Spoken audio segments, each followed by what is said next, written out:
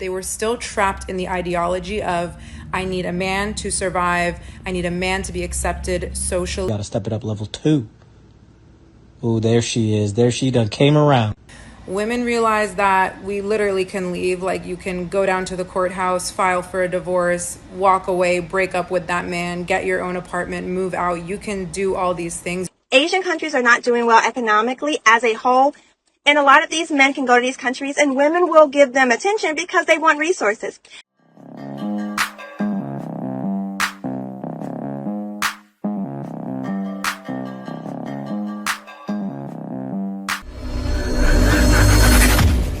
Hey guys, welcome back to More to Life. Before I get into it, I ask that you please like, comment, subscribe. Also, be sure to click the notification bell to ensure that you get on my videos as soon as I release them. Also, guys, be sure to like. It lets the algorithm know that we're here so more people can get my content. So without further ado, let's hop right into it. Because they just call him LBH. Loser back home. Oh my God, every time I think I'm done with this passport bro conversation, it just comes back like a bad case of herpes. And by the way, gentlemen, I do hope you guys are getting tested because STIs are endemic globally. I digress. Please go and listen to this young man's video because he is 100% correct. For a lot of social political reasons, Asian countries are not doing well economically as a whole. And a lot of these men can go to these countries and women will give them attention because they want resources. But it's Japan. But let me let her finish. Japan is not one of those countries. Japan has a higher GNP, higher cost of living, larger population who are educated, and people make their own money. So when you're trying to go to Japan and you think you're going to throw resources around, you might not be as successful. If you don't have anything more than your wallet, people have to want you. Are we caring about that? If you're not being successful, it's because she doesn't need you and she doesn't want you. Kind of like the United States. Right away. More shame, right? Now, guys that are leaving, right? You know, when women think of Paso Bros leaving, they just think the worst guys that don't have any game at all, that couldn't get women in the States. And it's so far from the truth. Like, I just interviewed a guy yesterday, right? The man's 49. He had a bad break in U.S. He came out to the Philippines, got a Filipina, and I'm happy for him. Let me show that clip now. Say don't wait. Yeah. Just make it happen. Say it's just you gotta vet them. Yeah. You gotta vet these. It's like in the U.S. Yeah. It's not a game. Yeah. You know what I'm saying? It's not a game. If you're not gonna do it in the U.S., why do it when you go across seas? Yeah. So my main focus was vetting the person that I was talking to, right? No wasting time too. Yeah, exactly. I'm 49 years old. I don't have time to waste. I don't have time, months to, play this game going back and forth, right? It's real. And I started talking to her daily, and I started building this relationship with her, and she just grabbed my heart, man. How long you guys dating? Oh.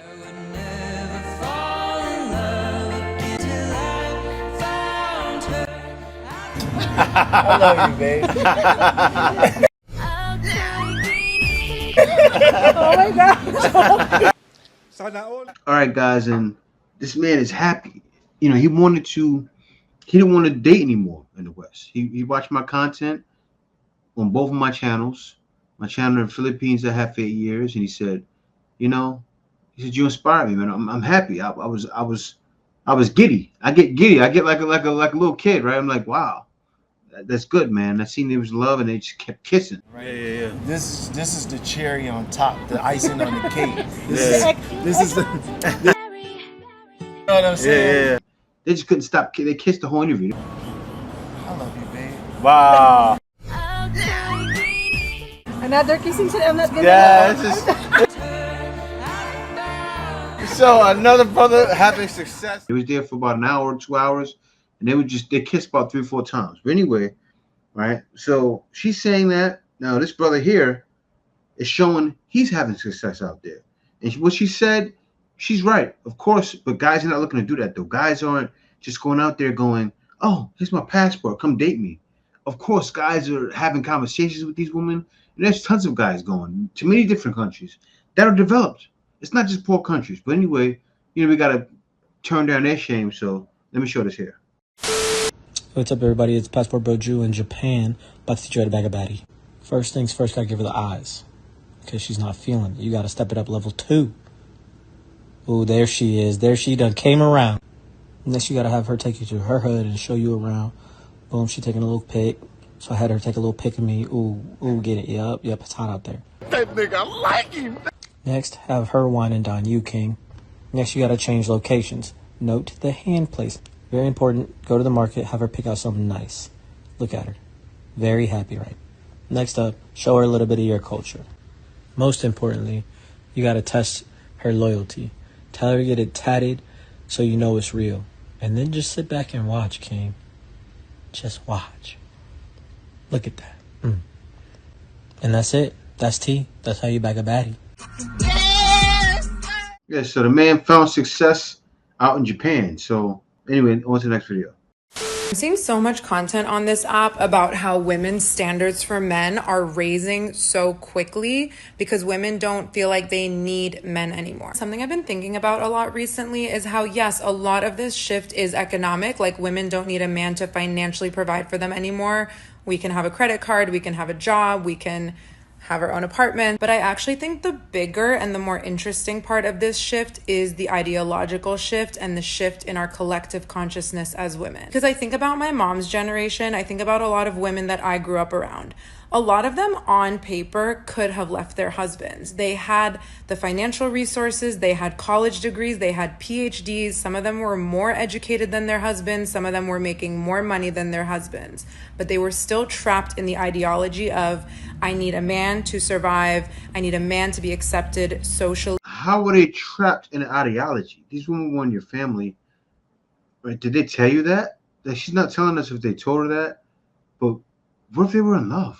Facts. Don't you understand? Women out there still want men. A lot of women out there understand why having a man is necessary. I'll give you an example, right? My stepfather is not my real dad, but he is my real dad. Want to know why? He's been there since I was 1 year old, right? And my mother had the attitude to where she knew she needed a man. So when my mother was dating my stepfather, who I call dad, of course, he's been there 41 years, right? So when she started dating him, she made him put a ring on it. Yep. My mother was traditional, right? And the only reason why my father wasn't around is because my mother dated him in college, and of course he wasn't responsible at all. He was 19 years old. She had a baby at 18. These things happen, right? She didn't know. She wanted to get the guy. He had a girlfriend. It was wild. But she knew right away, okay, I need a man. She seen a man she liked, got married. First thing, got married. Didn't waste time dating around, got married because she understood that she wanted a man. Not that she needed a man, she wanted a man. And she showed that she wanted a man. Also needed him. Let me get that right. Also, let me correct you. Also needed him. And she made more than him for years. But did she ask that man? No. She pulled him up. I've seen it myself. I've seen him struggle and her actually pull him up because it was happening when I was 5 to 10, right? I remember my mother talked to me like I was an adult. She would get on him, not to get like, oh, you better. Oh, you should try to do this, you should try to do that. Or you should try to take this test. So she actually talking to him, and then he did something. He progressed. She didn't bash him. She was already married to him. She didn't keep pitting him down like you're doing right now. She worked with him. Anyway, I'm going to finish. And in my community, and so leaving my husband or being alone is not an option. Again, I think the more important shift than actually the economic empowerment is the ideological empowerment.